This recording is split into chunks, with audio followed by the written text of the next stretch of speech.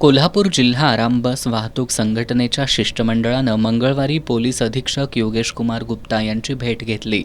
यावेळी संघटनेच्या वतीनं ऑल इंडिया टुरिस्ट परमिट धारक खासगी आराम गाड्यांवरील अनावश्यक दंडात्मक कारवाई आणि वाहतूकदारांना दिला जाणारा त्रास थांबवण्याची मागणी करण्यात आली.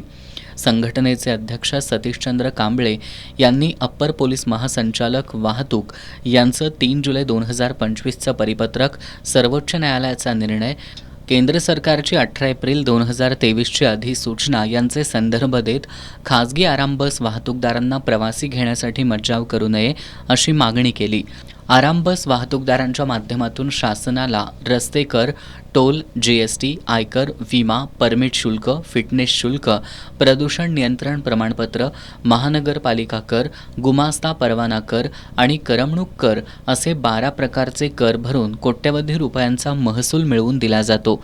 मात्र इतके कर भरूनही खासगी गाड्यांसाठी स्वतंत्र बसस्थानकं, कायदेशीर थांबे किंवा मूलभूत सुविधा उपलब्ध नसल्याबद्दल संघटनेच्या वतीनं नाराजी व्यक्त करण्यात आली.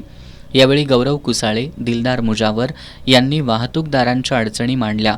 यावेळी पोलीस अधीक्षक योगेश कुमार गुप्ता यांनी वाहतूक पोलिसांकडून कुणालाही विनाकारण त्रास होणार नाही असं आश्वासन दिलं.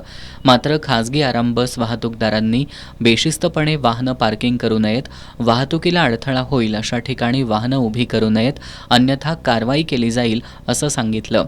यावेळी मनोज चौगुले, राजू ढाले, अण्णा मालेकर, रफिक राऊतर, रियाज मुजावर, इम्तियाज हकीम, स्वरूप तोडकर, बशीर तहसीलदार, मुस्ताक शेख, अमीर मुजावर, आकाश शर्मा, इर्शाद फरास, राहुल निकम, विकी पाटील आदी उपस्थित होते.